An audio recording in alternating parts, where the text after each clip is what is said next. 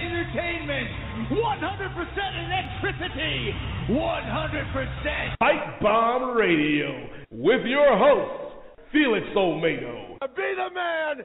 You gotta beat the man! Austin James. And that's the bottom line, because Stone Cold said so.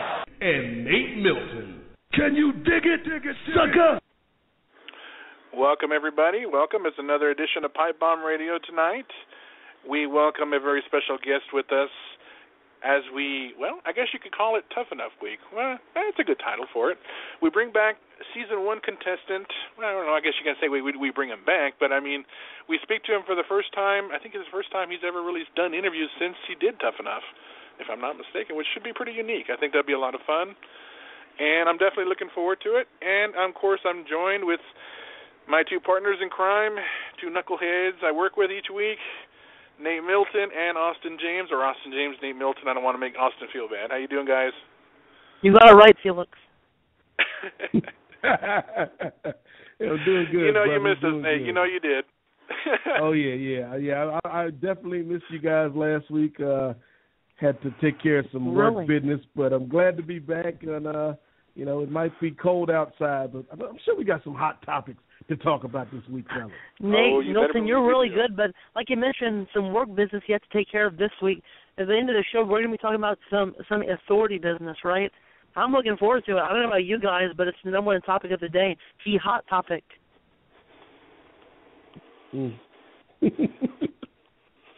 Well, I'm sure we're going to touch on all that kind of stuff because Austin has been chomping at the bit to tell everybody what he's thinking about the Royal Rumble and Raw and how the Authority got screwed and all this and how they're so wonderful and he's basically another incarnation of Seth Rollins, but no comment? Really? What do you want me to say? I mean, hey, I say the facts. If you don't want me to say the facts, just mute me. Simple. I'm not gonna lie to you. Seth Rollins is the undisputed future of WWE. That's not a case that can be disputed. You stand corrected because he corrected that yesterday on Raw, and he's the now. He's not referring to himself as the future. Yes, exactly. See, I wanted to test you because I wanted to see if you were watching. Exactly, Felix. You're on the same page as me. For the first time in a long time. For the first time is that? Wow. You ain't missed much, Nate. You ain't missed much. This is what I got to deal with this week and last week and the last 3 years. So, hashtag but, we got a great guest. We definitely got a great guest. Somebody I did not expect to get. I honestly didn't because I didn't really. Well, it didn't dawn on me to try it. And when Austin said we got him, I said, hey, that might be fun. And you have to mention this, that it's been, I think, 13 or 14 years since the first season of Tough Enough, and I remember watching it, the first time, and I'm like, how can they top this? I mean, the group of guys and gals they had over there were, Nydia and everybody else were, second to none. They were awesome cast of guys and girls. And Greg is one that wasn't originally supposed to be on the show, but what happened was at the beginning of the first episode of season 1, the guy, I don't know who it was, who was originally scheduled to actually be on the episode, didn't sign an agreement or something, so they ended up choosing Greg, which I thought they should have went with him first and foremost because not only was everybody impressed with him, Triple H, who I adore, not the only one, was really impressed with how he worked, and I cannot wait to speak with Greg about that in a few minutes. Obviously, yeah.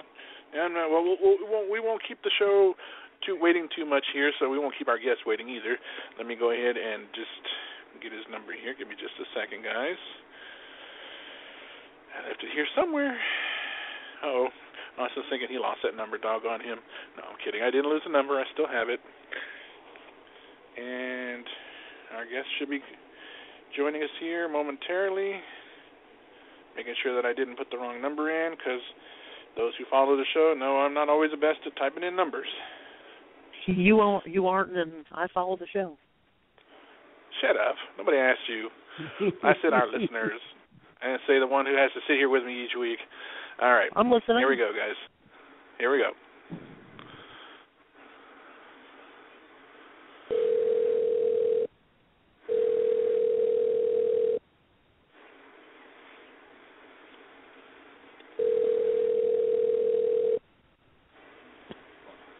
Hello.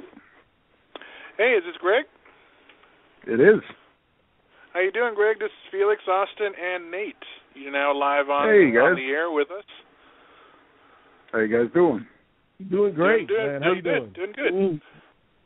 Well, we just got some questions about, your wrestling career, what you're up to today, how you got involved, all kinds of good stuff, and should be a fun time. Right on. All righty. And if I'm not mistaken, I believe in quoting you, as you told Austin, you're an open book, so I think we'll just have a great time no matter what. So we'll definitely talk about, we'll start at the beginning. I mean, growing up, at what age would you say that you got into professional wrestling? Who were some of your heroes? Oh, man. Probably 5 or 6 years old. Had to run home from Sunday school in my Sunday best and catch Wrestling Superstars when it was broadcast where I lived. And who were some of your heroes? Who did I like at that point? Yeah. Oh, huge British Bulldog Mark. Love the Bulldog. Okay. And even after Dynamite got hurt and stepped away, I was still a huge Davey Boy fan. Okay. It's great. Davey's one of the best of all time, and nobody can dispute that. And going forward, actually growing up and going into high school, did you have any opportunities to wrestle amateur? I did. Unfortunately, it would have involved cutting weight, and I wasn't about that. You know, I was pretty hardcore into baseball when I was in middle school and high school and even in college. So I was kind of a one-track mind kind of guy at that point. So I really never even gave wrestling much of a thought. Okay, that's interesting to me because I think, like a lot of people out there, a lot of our listeners, our first time meeting you was on that first season of Tough Enough. How did that whole process come to be? How did you find out about the show, and how did you ultimately wind up in that house? Crazy story. Everything kind of happened really, really fast at that point. A couple of buddies and me, when we were in college, we would always have the Monday night war get-togethers, where we'd all get together and we'd have a couple beers and flip back and forth between, Raw and Nitro. And shortly after, I graduated, they started running, the promos that they were going to do this show. I still didn't put much thought to it because, like probably a lot of people, I figured, why the hell would they pick me, And actually, a buddy of mine kind of talked me into it. He said, "What do you got to lose? We'll put a little tape together, send it in. If you don't hear from them, no big deal." And turns out a couple of weeks later, they invited me up to New York. Nice. And when you actually got there, you got to go through. Obviously, we got to see a lot of the experiences that people were going through. And you you take us through the process. You guys actually went through. You did the audition live in front of the judges there, and you moved on and did the I think it was Q&A. Separate, in separate rooms, I guess, after the top, I think it was the top 25 that were chosen. Right. And ultimately, you went through and you were not the top 13, but because somebody left or bailed, decided not to do it, they called you in. I mean, what were your thoughts when you got that phone call again after you were not necessarily, you were eliminated, I guess you could say, from the top 25, but you got that call back to come back. You remember your thoughts when you seen that phone call? Well, I can give you my reaction on first off, not being selected on one of the to be one of the 13 that moved into the house. When I saw, some of the fellows that they were calling out, especially the guy that ultimately wound up backing out, I thought to myself, are you kidding me? What does this guy have? What does he bring to the table? He was, no disrespect to anybody listening, but he was 5 foot nothing, 100 and nothing, and I kind of felt like they missed missed the boat on that one. But I also have a little theory on why they didn't select me, because one of the things during the individual interview process that they asked was, what was the worst thing that you've ever done? And I said, well, at a party, somebody pulled a gun on a bunch of friends and me, and I slammed a guy's head in the car door 15 times. I don't know what happened to him, So I don't know if sure that he made never him a little forgot. gun shy. No, I don't know if he even remembers. But I don't know if they thought I was some kind of whack job. But it was. I felt it was him or me, so it was him. But everything worked itself out. They wound up calling me not more than a week later and said, "Hey, do you still want to do the deal?" And absolutely. So they drove down and picked me up. Okay. Now, backtracking for a second, looking at the judges. Now, the judges panel was, probably when you're in front of you're in a squared circle. I'm taking listeners to this picture here if they didn't have the opportunity to actually watch the program, which is available actually in the WWE Network right now for $9.99. He didn't so, just plug down. Yeah, I did feel it. And another shameless plug, huh? Yeah. You were in the middle of the ring, and in front of you were in front of guys like Taz, the human suplex machine, Al Snow, John Gabriel, and Jacqueline, I believe. I'm trying to think of the other people who were on there. I believe Mick Foley was even up. Wasn't he on there? Tori too, yeah. Yeah, well, guys, other than the four main coaches, they would have, because it was, it was basically like American Idol. They were there. They were long days, so they would have guys come sit in their place to kind of give the other guys a break, because those were some long days, brother. But how is it? Meaning, in being in front of them, how high was the pressure? I know it had to be, through the roof. Well, I mean, it was for a 22-year-old kid that felt he had no business being there in the first place. It was kind of nerve-wracking, but the tasks that were asked of us, whether it was shuffling across the ring, rope to rope, jumping over a heavy bag one side to the other, or jumping rope, they were pretty simple tasks. So that pressure never really got to me. I always tried to tell myself, keep a cool head, even with all the people. When we got in the ring after you were done with your physical test, if you will, we were asked to do promos, and there were so many people in the back writing shit on their arm, writing stuff on their hands, and and I went out there and I winged it. I just mailed it in. I just kind of spoke from my gut and said, "Hey, listen, I came here to audition for a show called Tough Enough, and judging by all the old heads in the back and a lot of the marks, it's not whether I'm tough enough to be on your show, it's whether you have anybody tough enough for me." And I was ecstatic with the way it rolled off my tongue at that point, because I had no idea what I was going to say. Now, just watching the show back in the day, it was one of my favorite shows, because at the time I think I was probably 22, 23, 24, so I was kind of living vicariously through, you and Josh Matthews and Maven and guys like that. But I wonder how much of the show, because, it was a great show for wrestling fans, but it was also great for reality show fans. And I wonder about the MTV part, the Viacom part. How was that, dealing with those cameras, 24/7? At first it was, it was kind of, it was cool at first, for the first week or two.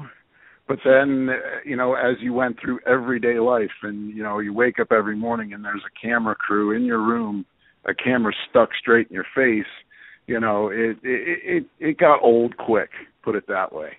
But, we all, develop these, rapports with the camera crews. So, then we start we started ribbing them. You know, if I'd go to the bathroom, I'd walk naked because I knew they couldn't. And the producers would be there saying, "Hey, you know, you can't do that. We can't put that on TV." I said, "Exactly.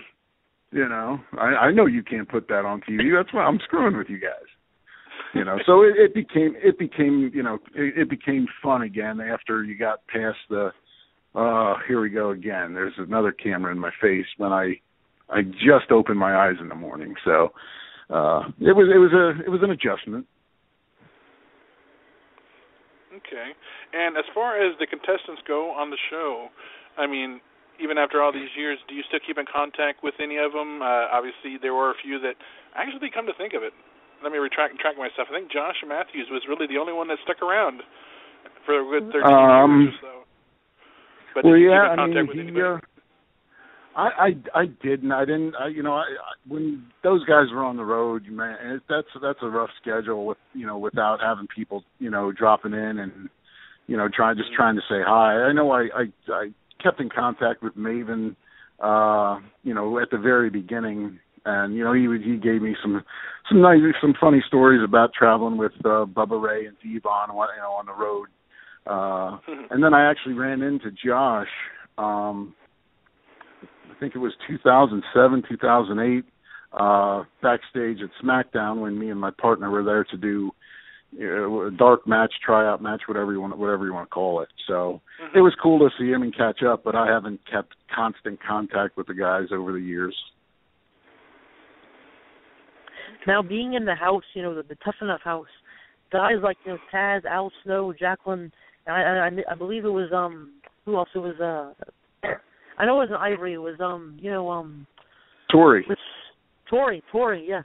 Yep, and Tori was were they like how they were? I mean, their, you know, the attitudes are off the charts. Especially Taz, who is business 24/7, 365. How was he like in the house? You know, cameras off. You know, how was he like when you guys were? They didn't live in the house with us per se. You know, they would just stop by when it was time to rip us out of bed and go do something crazy. You know, like wrestling and pig shit. You know, but you know, I always understood, you know, Taz's hostility towards us because, like he said himself, it took him 10 years to get to the WWE. You know, and us punk kids are getting an opportunity to waltz right in the door. You know, yeah, you know that I mean, you know, especially after, you know, being in the business on the indies for 8 years, I totally understand why he wanted to beat the living dog out of us. You know, I don't. So, I don't know. I always tried to keep things in perspective and never thought, oh, he doesn't like me. You know, he's picking on me. You know. I learned from coaches years ago, the only reason that people get on you is if they think you can do more, they want more out of you. So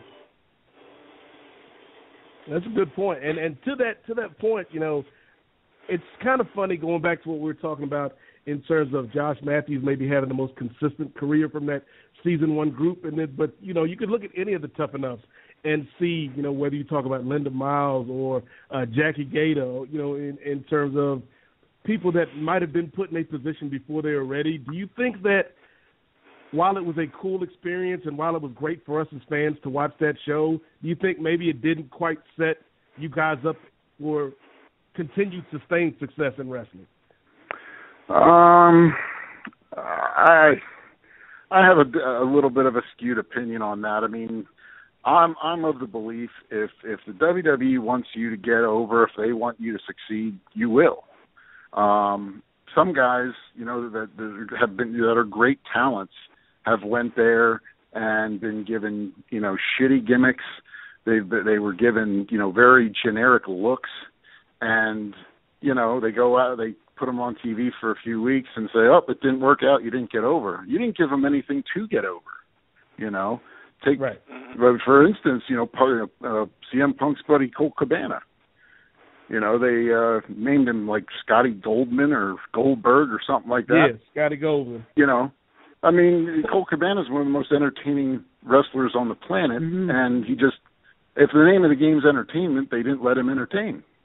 So how are you supposed to get that over, you know? That is true. Now, are you? I mean, the big question I want to ask too is that since then, since you've, would you say you're pretty much retired from wrestling? Yeah. I mean, it's. Do you still follow the product? I had a lot of fun. You know, I met a lot of cool people and made some good friends in my 8 years. But my focus, you know, when I started turning my bookings over to my son, you know, and I'd say, hey, do you want to go see Daddy wrestle or do you want to go to Chuck E. Cheese? He'd pick Chuck E. Cheese, so I'd pick up the phone and bail on the promoter, which is awful, you know, and I know that. I became pretty unreliable, but, you know, as much as I loved wrestling, I loved my son more, and that's why, fair enough.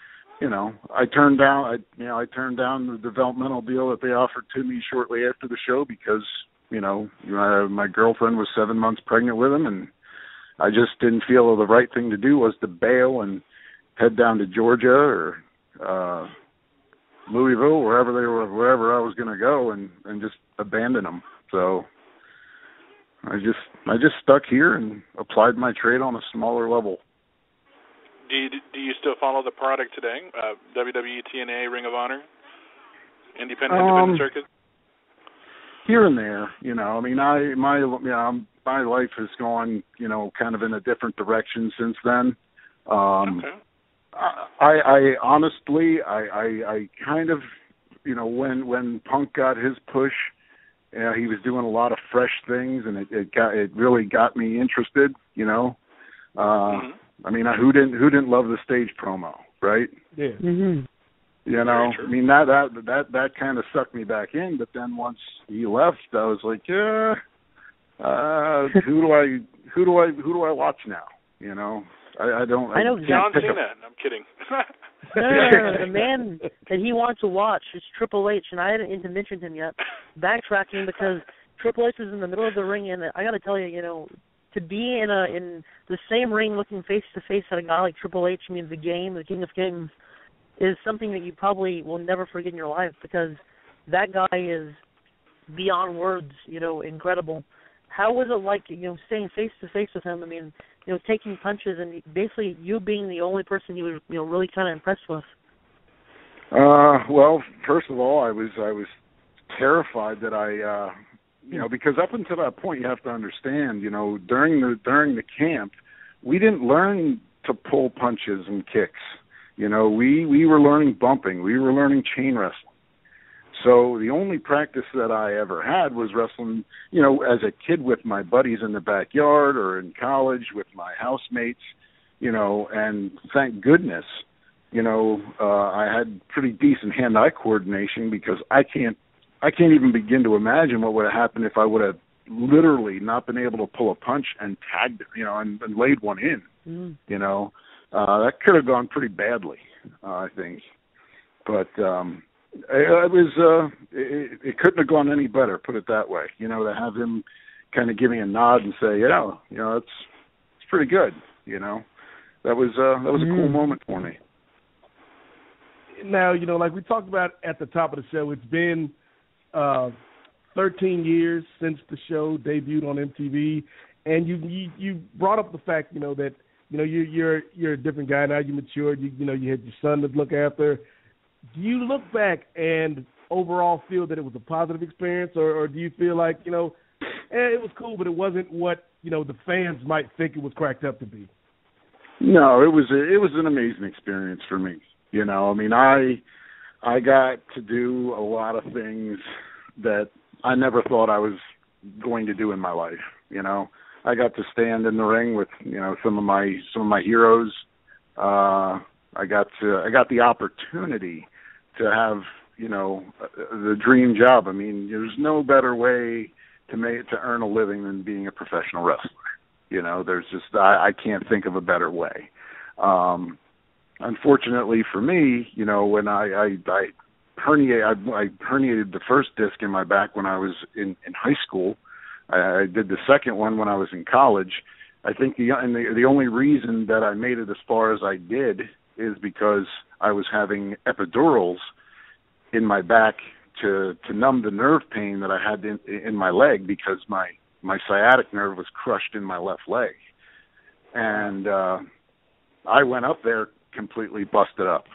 But I passed the physical, and it's amazing what painkiller drugs can do, But I kind of wish that it wouldn't have wore off when it did, because that's when Al and everybody else started noticing me pulling back on some moves and me wincing, and it went downhill real quick once that shot wore off. Okay. And now the big question everybody's wanting to know, since Tough Enough ended, obviously you talked about your son being born and venturing off into being parenthood. Since you've left wrestling, what have you been doing since? What you been up to? What has Greg been up to? Well, one of the things that I missed dearly about being on the road and never being around, basically, I lost connection with all my friends, and I've always held, since I was a kid, I've always held my friends very close to me and very important people in my life. And when you're on the road wrestling every weekend, people stop calling, and it was really cool now that I can hang out with my buddies and watch our beloved Flyers, good or bad. And it's just that just getting back to kind of like a normal life, a normal routine. I didn't miss it at the time when I was wrestling because that was normal for me, But that's one thing that's really neat. I mean, I get the most important thing was just to be there for my son, which I'm glad I did. I'm going to brag a little bit here. He just made honor roll for the 8th market period in a row. So little things like that make me they make me believe that my decision was right to not pursue it any further. And I always mention this. We've had so many great people on the show in the past, and I always say, why live a life if you don't at least do something remarkable?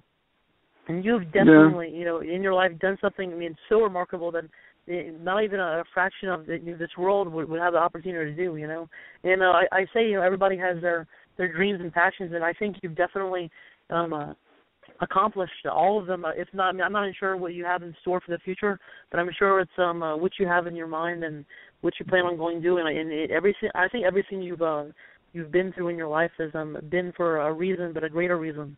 You know what I'm saying? It's everything happens for a reason.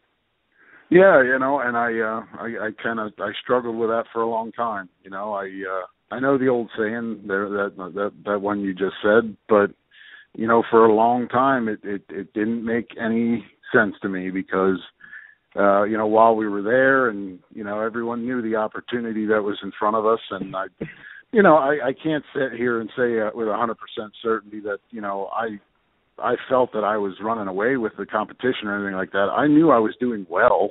I knew that they liked me and what I potentially could bring to the table, but I struggled for a long time trying to find a reason why my back decided to start acting up when it did. And that's why I heard shit for years from my friends about you were crying on TV, and it's like, yeah, let's to put it in context, it wasn't not the emotional part wasn't because I was in just such overbearing pain that I've never felt before. I literally was 2, maybe 3 weeks away from the opportunity of a lifetime, and in the blink of an eye it disappeared on me, and it was completely out of my control. So that was I struggled for a long time to understand why that happened when it did. But when I look at the relationship I have with my son to this day, that it now it has meaning.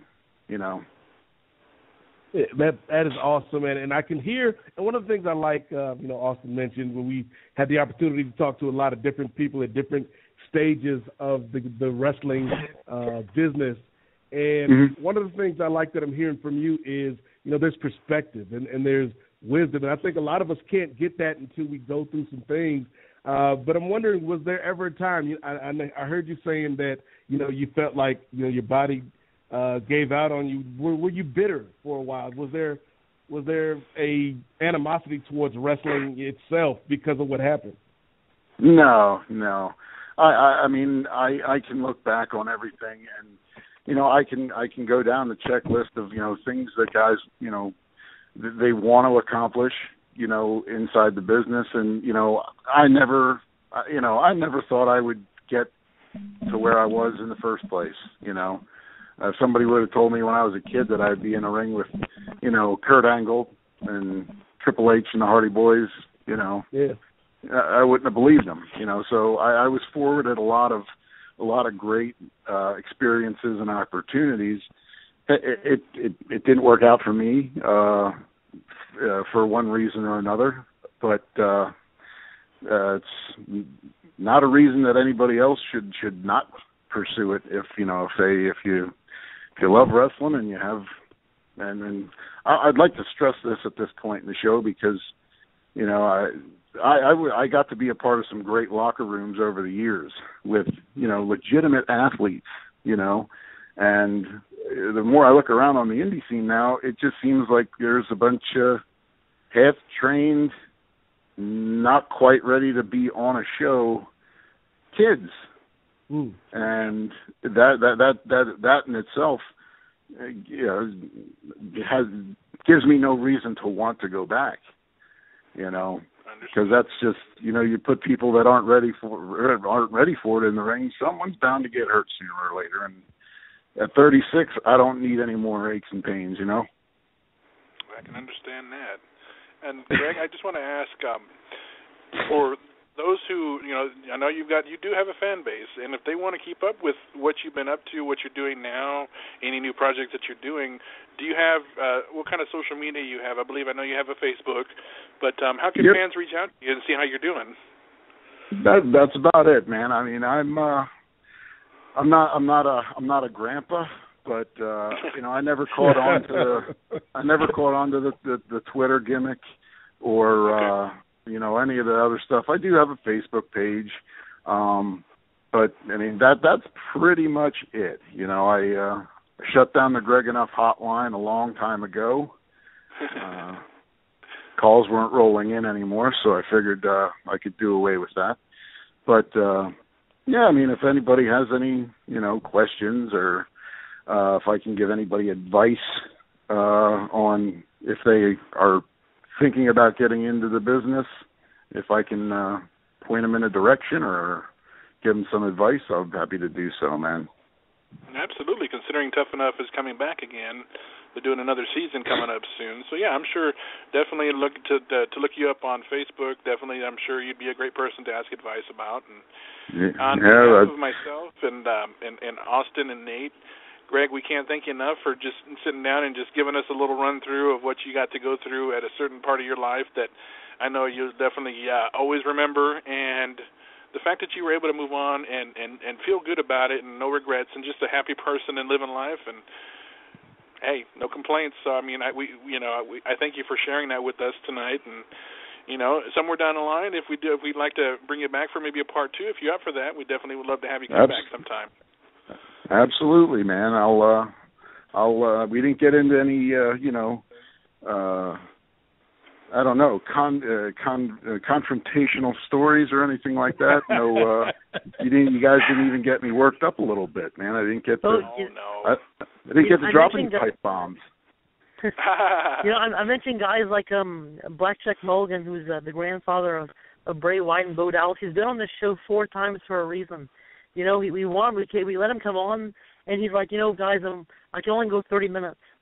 And then he ends up going over 2 hours sometimes, and he's like, and then we bring it back for another time. He says the same exact things, and the way he ends, it's crazy. You know, sometimes his cow's having babies, and the other times it's crazy how he ends things. But I mean, we like to leave it where there's more to talk about into the future because I mean you're awesome, you know, and I have so much respect for everything you've done, everything that you continue to do. Thanks a lot, man. I appreciate it. Yeah, we definitely appreciate you coming on, brother, and you know, best of luck to you and your son. I do have one last question though, because you mentioned you're a Flyers fan. I'm wondering if you're a football fan, and if so, who you got in the Super Bowl? You know what? I don't have a dog in the football game. I hope to God that the Seahawks win because you know. Being one of the 7 deadly sins, I am so jealous of Tom Brady. You know, how can you not be? The guy's got everything. He's got, you know, he's got money. He's got a supermodel wife. He's got Super Bowl rings. You know, the guy can do no wrong. And who doesn't like to see somebody like that go down, right? I agree. Come on now, you know. All right, man. Well, we want to thank you again, and we definitely will be in touch with you soon. I know Austin or myself will reach out to you and look to maybe do a part 2, maybe later this summer, maybe in the fall or sometime. We'll definitely bring you back if you're up for it, and maybe by then we'll maybe have an idea of what the next season's Tough Enough is about, and definitely get your pick your brain a little bit about that. If you've heard about it, seen it, maybe we'll send you a couple clips and talk about that in our next discussion, or maybe you have a couple of road stories you can share with us. Sounds good, man. Thanks for having me. Not a problem. Hope you have a good night, man, and we'll talk to you again soon. All right, you guys take care. All right, man. Thanks, sir. Bye-bye. There you have it, folks. The one and only Greg Matthews, Season 1 contestant of Tough Enough. Good guy, got a good head on his shoulders, you know, got into the wrestling business, got out with no regrets, and it kind of reminded me of the interview that Oscar and Mo did with Matt Morgan. He retired from wrestling after his son was born, and no regrets. He's working a regular 9-to-5 type of job, gets to be home with the son every night, and he couldn't be happier. You know, hey, it just sometimes working a full-time career as long as you can in the wrestling business works, and sometimes it doesn't. And in this case, they're happy, so, hey, that's all that matters. You know, we've talked to so many guys in Pipebombm Radio the past 3 years. That was one of the most enjoyable interviews I've ever been a part of, truly and honestly. Such a great guy. I mean, beyond words, he's a really embodiment of, you know, the good in the world, I think, and just he's been through so much, but at the same time, he doesn't harbor any bad feelings about anything. But the reason why is he's had so many great experiences. I mean, I can't remember the cast, how many people were in the cast members originally. I think it was like 8 or 9. Season 1 was 13. 13 people can only say they've been to Season 1 of Tough Enough. Only 13 people in the world right now can say that. Greg's one of them, and it wasn't supposed to be. And it just happened. Like I said, everything happens for a reason, and he was meant to do it at the right time, and he did. And we go from talking about a good person to talking about the most ridiculously annoying, fan-angry Royal Rumble that I've ever heard, seen. Bunch of freaking crybabies. Even, you know what, even I got annoyed with it because I could not believe how much they were so in favor of Roman Reigns last year. And how the times have changed. And now they're hating him because they're calling him the new John Cena. And good Lord, people need to grow the hell up. What the hell's wrong with people? I mean, overall, you know what? My favorite Rumbles over the last almost 30 years that it's been around were 92 and 2007. 92, without a doubt, was the most star-studded Rumble there had ever been, and probably will ever be. But to complain about a Royal Rumble match because one of their internet darlings got eliminated too early, dude, get over it. He got the damn championship last year. How are they going to repeat the same thing again? Why would they do that? I don't know. It boggles the mind. And then to top it off, the fans decide to be a little smart. Oh, God, that would annoyed me. If they did that, I would have ran little bastards over. Excuse my language, but that annoyed me. That really annoyed me. Yeah. Fans were literally blocking the wrestlers from trying to get out. What the heck is wrong with people? Seriously. Right. Comments, guys? Like, just because Daniel Bryan didn't win the Royal Rumble, I don't think, maybe I'm wrong, Felix. I don't think anybody lost their house. I don't think anybody got their lights turned off. I don't think anybody doesn't have food in the refrigerator. I don't think anybody has lost their medical insurance because Daniel Bryan didn't win a Royal Rumble. I don't think any of that happened. I do. There's a guy in Cincinnati who actually, after Daniel Bryan was eliminated from the Royal Rumble, he actually ate all the food in his refrigerator, in his cabinets. Everything was gone, and he was left the end of the night in his bed saying no. So I think it was people were definitely sad about it, but there's a reason why he didn't win. And if you think about it, WWE never does something that they don't think is in the right.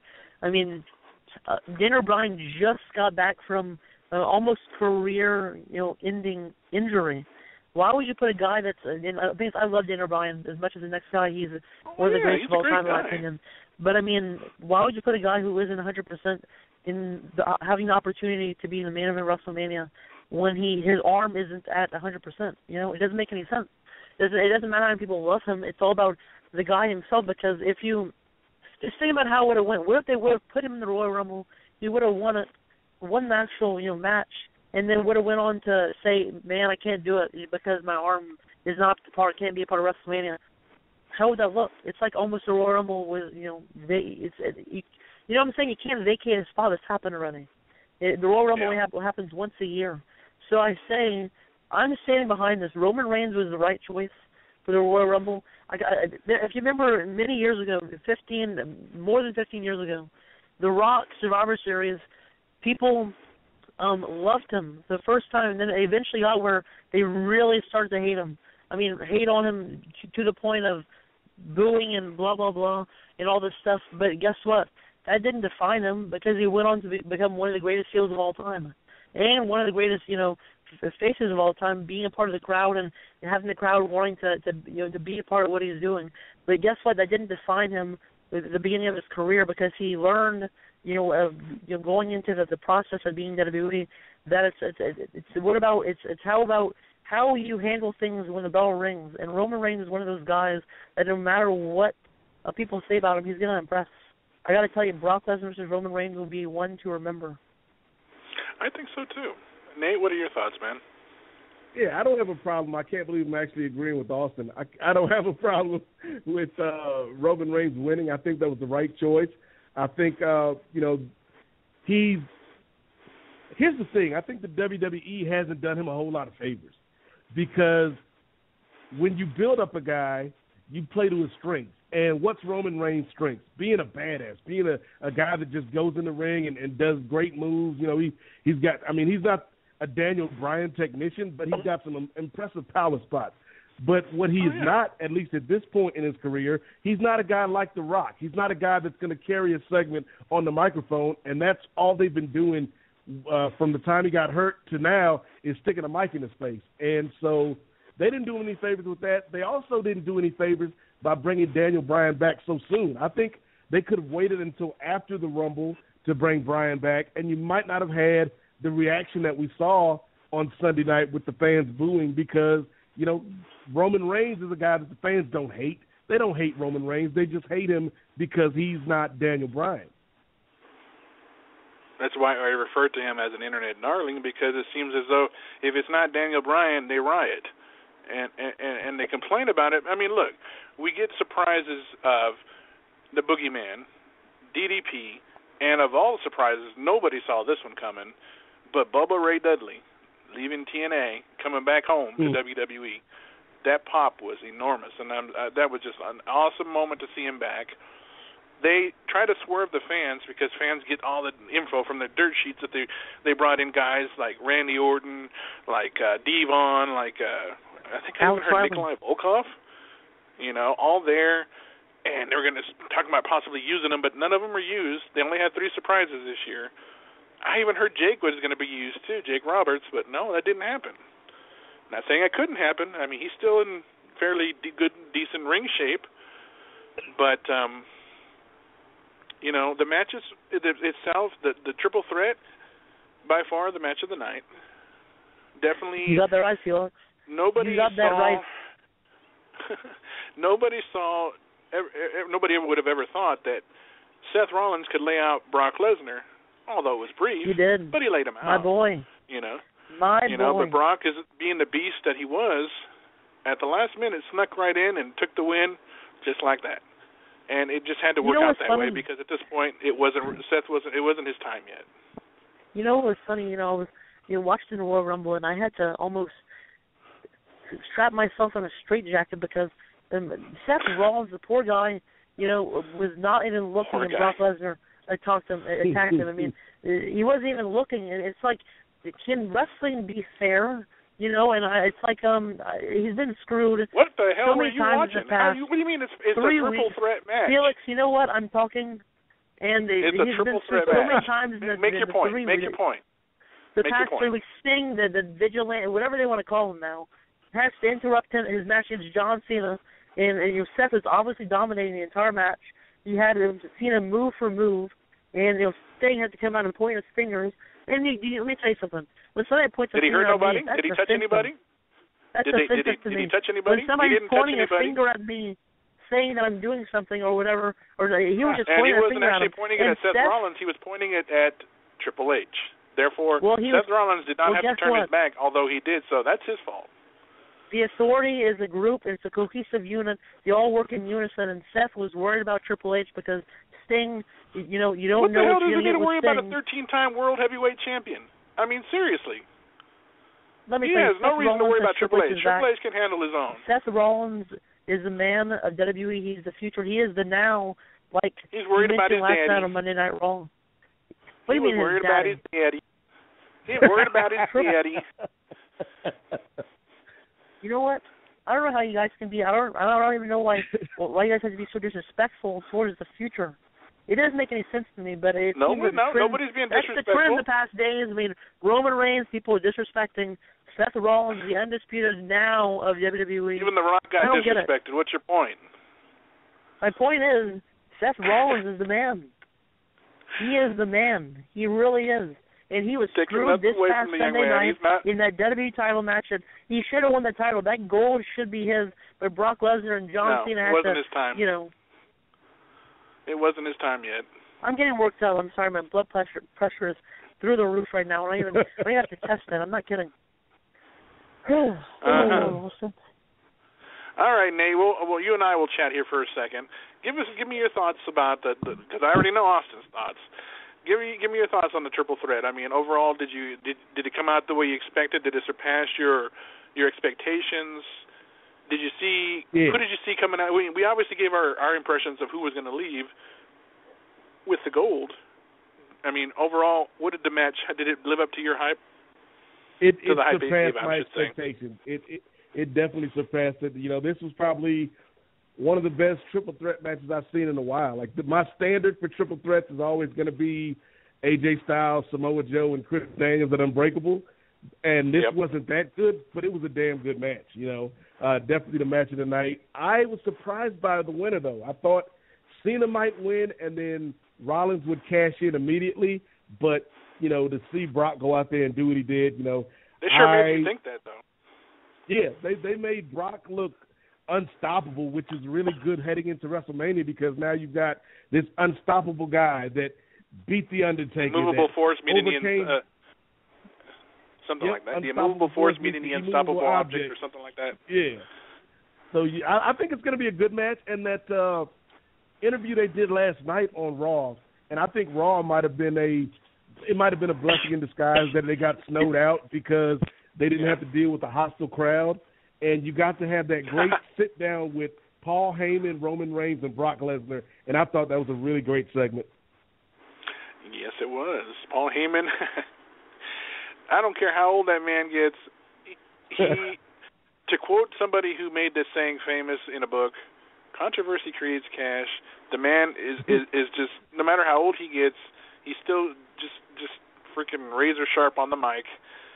You know what? It would be nice if they brought managers back, and Paul Heyman did a training camp with managers or something. Don't get me wrong, I will always be a Bobby Heenan humanoid, Mark, whatever you want to call him.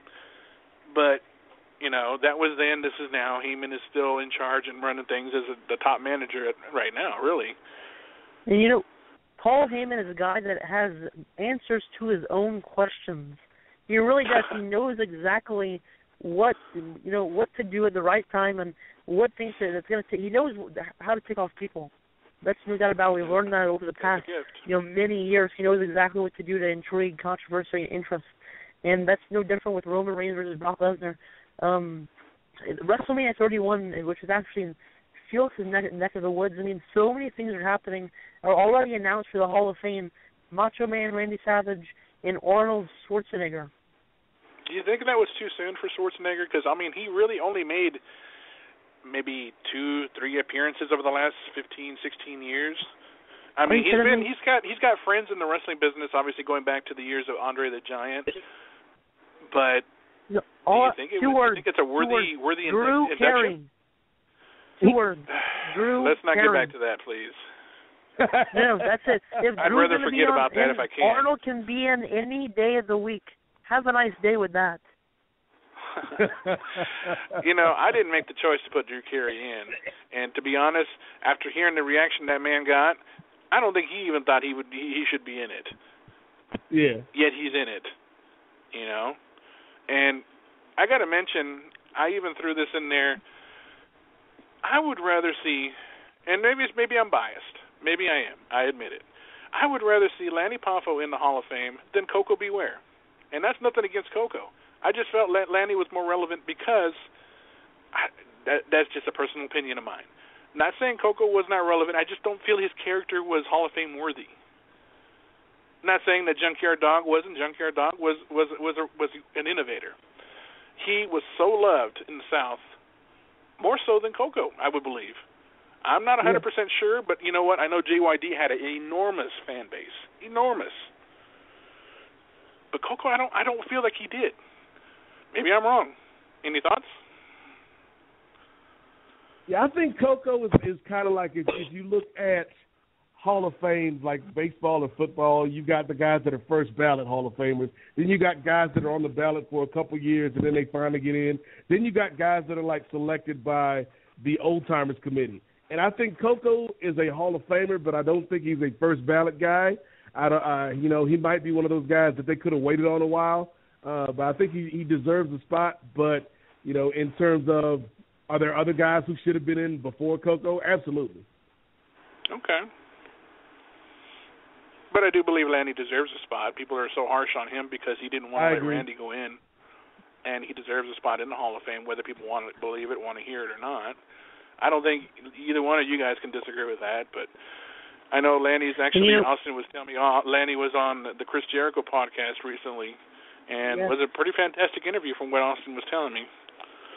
And, just to mention, I don't know if we should mention this right now, kind of a spoiler alert if you're interested in listening to the show, but Lanny, and it's crazy to believe this, but you would think he let everything out on the recent Randy Savage documentary DVD the WWE released in November. But Lanny, even more so than the DVD, let out so many things that was never even mentioned or even thought of. He said everything, I think, and really laid it out. Basically, Randy and Lanny mentioned at a family dinner with his father, Angelo, that the Von Erichs were good enough to be in the Hall of Fame as a family. Why not the Poffos?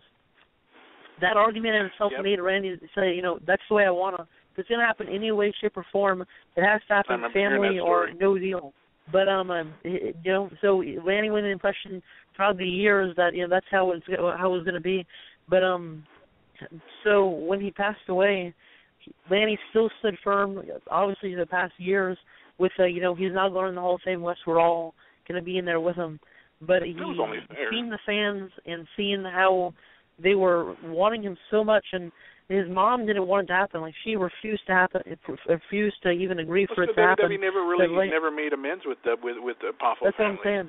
Never even mentioned, sorry about your passing for, your brother Randy, and his mom. The whole entire family loving it. They didn't like the whole situation in itself. But after 3 days of Lanny basically begging kind of his mom to basically let this happen, let the fans get what they want, she kept true to her word. She didn't want it to happen, but Lanny still went with it because she said that he's basically, I never got anything I wanted when I was this is his words. You can go back and listen to the interview. He said, I didn't get what I wanted when I was a kid, and this is the first time I can. And I can make the decision, so whether you like me or not, he's a patriarch of the family. If you support me, if you support me, Mom, you'll support this decision. And she did. I mean, I assume that she had to, or she's coping with it, or I don't know her feelings about it personally, but from what Lanny said, everything's good to go. Well, you know what? No parent in their right mind would ever really want to see their child pass before they do. And I can imagine the fact that look, Randy Savage was more WWE than Ric Flair, yet Ric Flair was a double inductee into the Hall of Fame. Not saying that it wasn't rightfully so, but why? See, that goes back to my point. Why couldn't Randy be given a double induction sometime down the line? I'm just my opinion, but like I said, maybe I'm biased because I'm friends with Lanny, and But moving on from that, going back to something that was mentioned. Actually, it was mentioned on Raw, if I'm not mistaken, that the main event for WWE's newest pay-per-view next month, Fastlane, would be John Cena taking on Rusev. And Triple H has called out Sting for a face-to-face at Fastlane. Any thoughts on these matches? Or not even matches, but more than one match in the face-to-face. Somebody mentioned to me this past week at one of the Elite shows they had, and he's like, what is the WWE Fastlane? Why they're taking the Elimination Chamber out for a show with this type of name? And I'm like, well, it's actually a show where WWE superstars, for one time in a year, they race cars. It's going to be like NASCAR, but WWE. And, I mean, everything's going to be happening. I mean, round and around. I mean, it's going to be great for $9.99. Who can beat it? But that's not the case. I mean, it's going to be, I don't know what to expect. I mean, what's the catch? WWE Fastlane, Alexander Rusev versus John Cena. It was inevitable. They had to face sooner or later. I think he is going to be the guy, and if he isn't, I have no clue who's going to be. We thought it was going to be the Big Show. We thought it was going to be Mark Henry. Those guys couldn't do it. Who can? John Cena. I would like to see that John Cena actually put Rusev over, but I don't know if that'll happen. He didn't put Bray Wyatt over last year, but I would like to see him put Rusev over this year. Rusev has been an indestructible beast and really has just taken over everybody. He's beaten everybody down, and the one thing I fear that will happen is that his streak will come to an end at the hands of John Cena or at the Fastlane, or if not, it'll get pushed over to WrestleMania, and it will end there. Yeah, that's what I think is going to happen. I think at Fastlane, I don't know if Rusev is going to beat Cena or it'll be a DQ or something, but Cena's not going to beat Rusev at Fastlane, I don't believe. But then we're going to see Cena versus Rusev at WrestleMania. Some kind of special and that's stipulation Cena, match, probably. Yeah. Maybe Hogan will be like Cena's enforcer because Rusev cheats to win at the Fastlane, and he has to bring the Hulkster out to make sure everything's right. Yeah, that's a good point. And there's still a possibility. I mean, I've mentioned this to Austin. I've even posted it on my Facebook. WrestleMania has been synonymous with so many superstars over the years, from the years of Hogan, Savage, Bret Hart, Shawn Michaels, Steve Austin, The Rock, hell, even The Undertaker. And whether The Undertaker wrestles or not, there is speculation that if he decides to, it will be with Bray Wyatt. But if he doesn't, that he'd still make an appearance, because he's become more synonymous with WrestleMania than all these other guys really at all. I mean, there was Shawn Michaels for many years, but that streak really made people tune in because they wanted to see just who it was going to be, if the streak was ever going to end. Shut up, Austin. And, like I said, I want him to be there. The fan in me wants him to wrestle, but at the same time, realistically, if he's not up for it, I'll settle for an appearance. I'd still and push the match over to WrestleMania 32 in Dallas with Sting and have those two headline the Hall of Fame next year. Hey, speaking of appearances, last night, immediately following Raw, we got the debut edition of WWE 24, looking back at the historic WrestleMania 30, like when, Felix just mentioned, when the Undertaker streak was, conquered by the Beast, Brock Lesnar. And I thought it was pretty interesting. I mean, beyond interesting, in my opinion. I mean, I think, in my opinion, the best entrance in WrestleMania history, the Triple H with that, the crown and the king attire was so awesome to be part of. I mean, live was, second to none. Besides that, the meeting between Hulk Hogan and the Ultimate Warrior was so interesting to see. Any thoughts on that, Nate? I didn't get a chance to see it, but it is something that I'm going to go back and check out. Talking about the Undertaker, though, I'd like to see that Wyatt match. I don't know if he's going to be physically ready to do it, and if he can't, I think what I'd like to see is at the end of the Triple H Sting match, which everybody knows Sting is going to win. Sorry, Austin. When Sting beats Triple H, the rest of the Authority will come in and they'll jump Sting, and Sting's outnumbered. Then the lights go out, they come back on. Taker helps Sting clear the ring, and then you just kind of get a stare down like, I'll see you next year. And then that's the setup for next year if Taker's able to wrestle. I like that. I could deal with that. I think Taker could deal with that, as long as he's not doing any serious bumps. I mean, yeah, why not? You guys are Gives pathetic. Shut your hole, boy. You know why you're pathetic? No, well, thing is, I shouldn't be saying you're pathetic because it's probably something you realized before you even said anything when you woke up in the morning. Here we go. And look into a mirror, right? But I got to say that a game is predetermined. The game that you play, the PS4s, the PS5s. Just like it was predetermined for Daniel Bryan to whoop his ass last year. I'm not done. I'm making a point here. The video games, in order to beat a video game, you have to go through all the steps in order to do it. Sting can't do that. Triple H is the game. It's already been predetermined. He is the man. He's always been the man. He is the king of kings. And a guy who calls himself the game, how can you be that? You can't. Sting has no chance of beating a guy like Triple H with the authority behind his back, Seth Rollins in his corner, J&J security. I mean, Big Show. I mean, come on. You can't argue the fact that Triple H has more odds than Sting when it comes to odds betting that Sting will lose. He has more more security. You know what? Sting is not going to come into this match to lose his very first wrestling match in WWE. Sorry, King of Kings or not, Triple H is going down.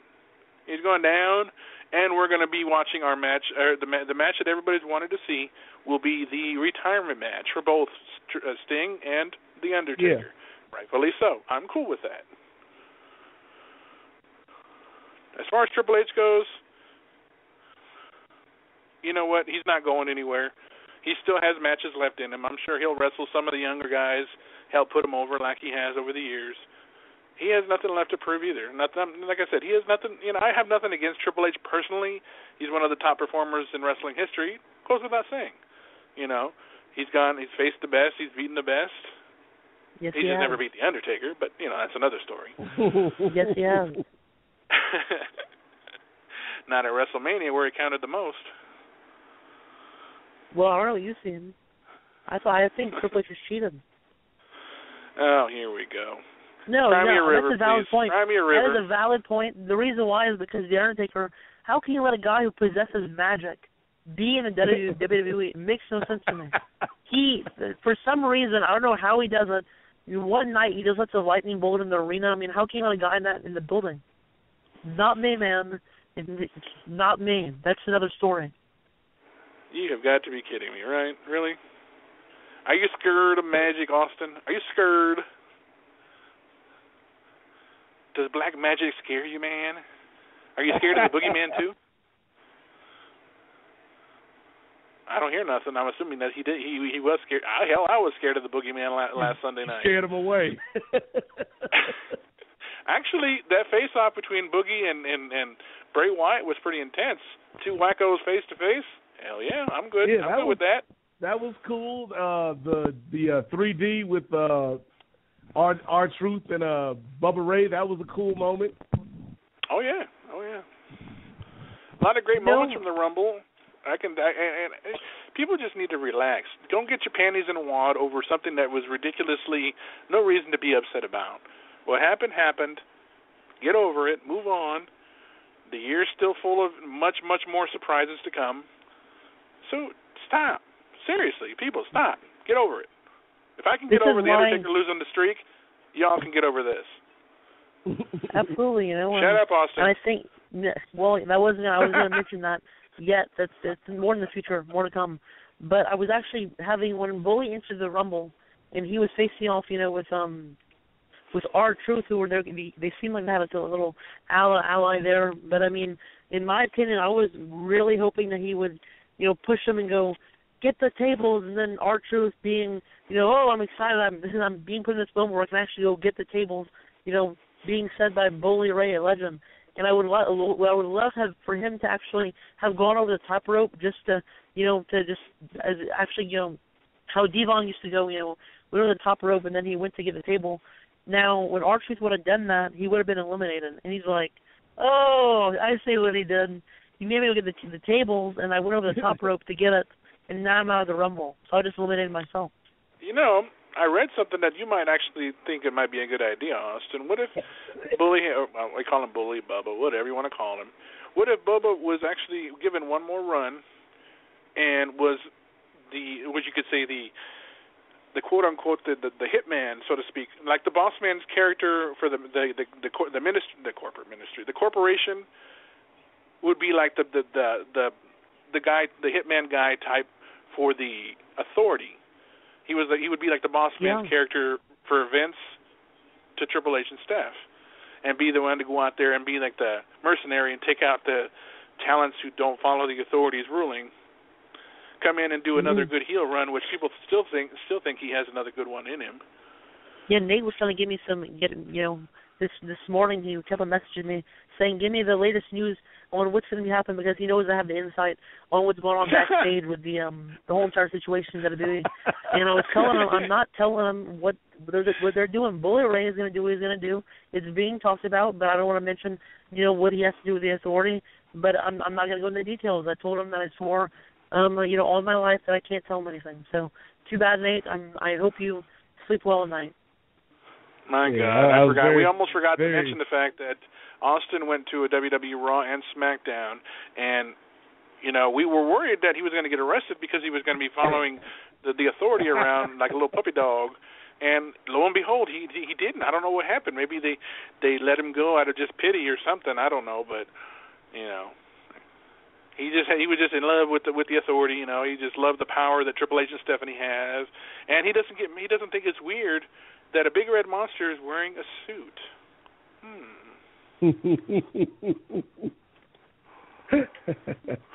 Anyways, we'll talk about our guest coming up next week.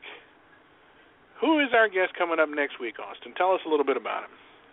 Yeah, next week's guest on Pipebombm Radio is the longest reigning NWA Smoky Mountain heavyweight champion of the world. It's Jason the Gift Kincaid, and if you guys haven't seen him, you have truly missed out your entire life in wrestling because he is one of the best technical wrestlers in the world today.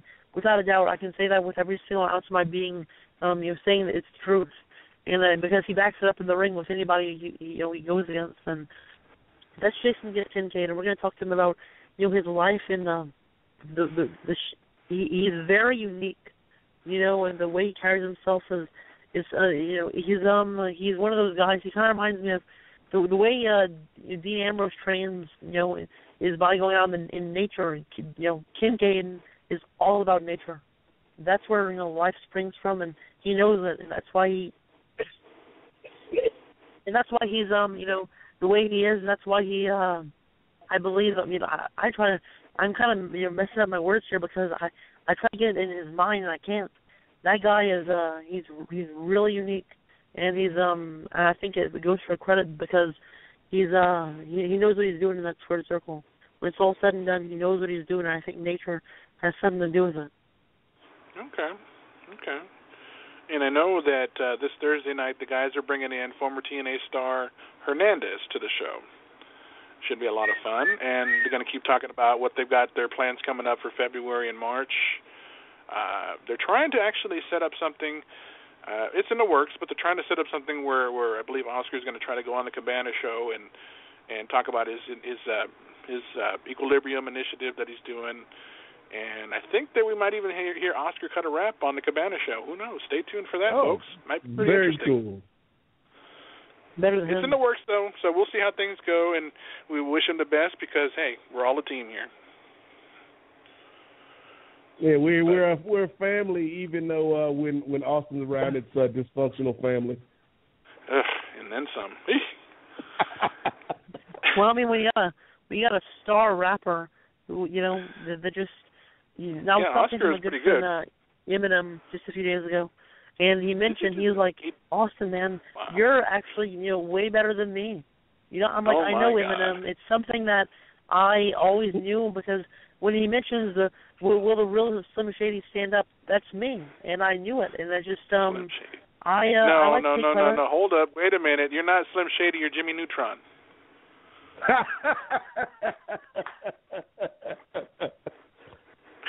and if you don't believe that, look at the caricatures that were made of the three of us. Tell me if that boy don't look like no Jimmy Neutron. Tell me that. You can't. And yes, I got a pointy head with a big bushy lip.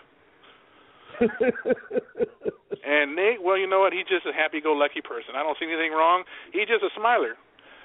Might look a little stoned, but he looks like he's smiling. He looks like he's happy. And so sometimes you got to do what you got to do to get through a show with Austin.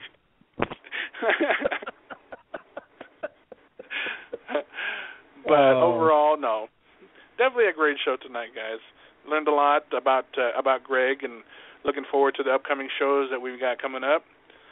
And for our Thursday night team, they're definitely going to be keeping things interesting for sure. As far as anything else goes, I would say just keep up with everything that we've been doing on both shows on the website, pipebombmradio.net, where it gives you access to all of our social media.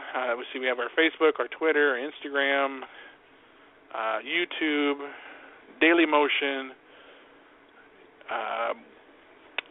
Still working on the ideas for the Elio and Nate to do for what was it called? Stitcher. That was sorry, Stitcher. Drew a blank there for a second. We got that in the works. Okay. Any final thoughts, guys, about tonight's show, Raw, SmackDown, or not SmackDown, but the Rumble? I'll just say tonight was a really good show. Greg was awesome. So if you tuned in late, be sure to check the show when it's posted, so you can go back and hear that interview, because Greg had a lot of great stuff to say. Raw, this was probably the best edition of Raw of the year, and it's because it was all the Rumble and the title match and some good interviews, and we didn't have Adam Rose and the Stupid Bunny and the Divas and some of the filler stuff that they show on Raw. So all in all, it was a pretty good week for the WWE. All right, Austin. And, for me, I think the 4 words sum up the Royal Rumble. Reigns is the future, without a doubt. I hold it firm. Will stand to my word to the end.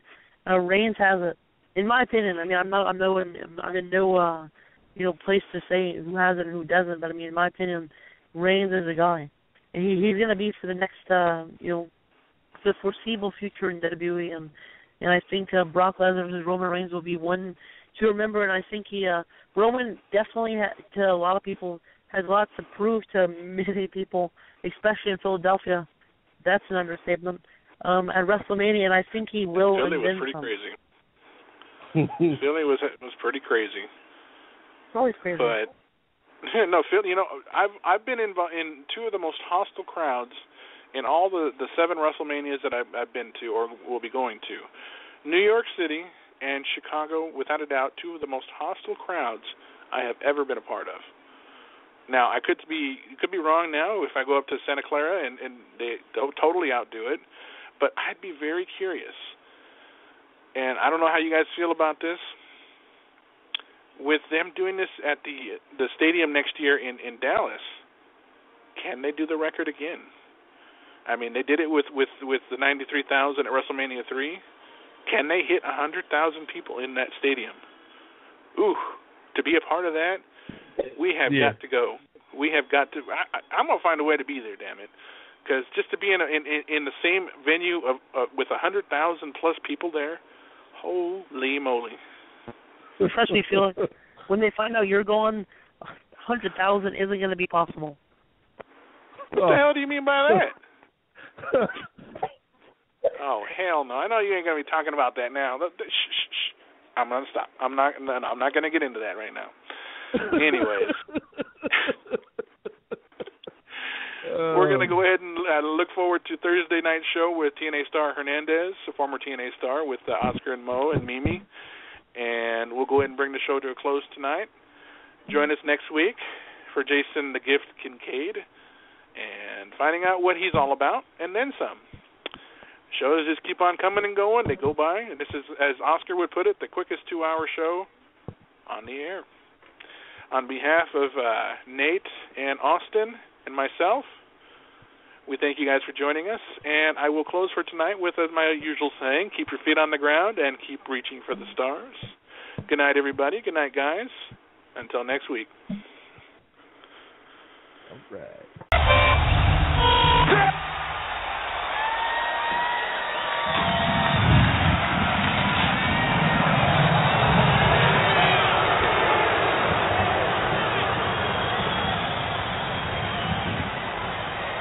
We're here.